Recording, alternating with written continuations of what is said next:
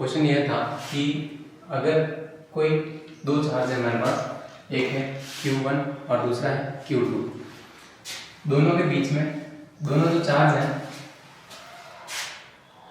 हमारा क्वेश्चन है कि अगर कोई दो चार्ज Q1 और Q2 अगर डबल कर दिए जाते हैं और उनके बीच की डिस्टेंस को हाफ कर दी जाती है तो नया फोर्स क्या होगा। तो सबसे पहले तो दो सिचुएशन है हमारे पास, दोनों सिचुएशन के लिए दो पार्ट बना देते हैं। तो हमारे सामने एक कंडीशन है बिफोर और एक कंडीशन है आफ्टर। यहाँ पे अगर हम बात करें कि पहले फोर्स क्या लग रहा है, तो चार्ज कितने गिवन है हमारे पास। सबसे पहले तो चार्ज की वैल्यू पुट कर देते हैं। जो चार्ज लिखा हुआ है, चार्ज की जो वैल्यू है, चार्ज की वैल्यू है Q1 एंड Q2। मान लेते हैं let the force is F। अगर फोर्स F है तो हम क्या कहेंगे, F is equal to K Q1 Q2 upon R का स्क्वायर। ये हमारे पास फोर्स लग रहा है।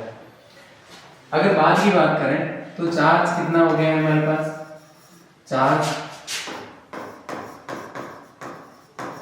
Beacon 2Q1 and 2Q2। Double कर दिया चार्ज को हमने। अब अगर चार्ज को डबल करने के बाद फॉर्मूला लगाते हैं न्यू फोर्स। न्यू फोर्स की वैल्यू कितनी मान लेते हैं, F डैश मान लेते हैं। और इसका मतलब ये हुआ कि F डैश की जो वैल्यू है वो है K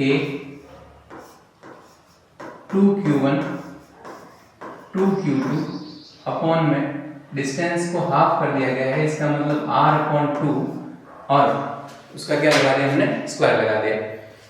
अगर इसको सॉल्व करते हैं तो हमारे सामने आता है F dash is equal to 2 और 2 मल्टीप्लाई होके हो जाएगा 4K Q1 Q2 अपॉन ये हो जाएगा R स्क्वायर अपॉन में क्या हो जाएगा 4। अब इस 4 को कहाँ ट्रांसफर कर देते हैं, ये 4 चला जाएगा ऊपर की तरफ, तो हमारे पास होता है 16K Q1 Q2 upon R square. और ये जो वैल्यू है, ये वैल्यू किसकी है, हमारी फोर्स की वैल्यू है, जो कि यहाँ पे थी K Q1 Q2 upon R का स्क्वायर। ये किसकी वैल्यू है, फोर्स की वैल्यू है। तो इसकी जगह पे फोर्स पुट करने के बाद हमें मिलता है जो नया फोर्स है वो 16 टाइम हो चुका है पुराने फोर्स से।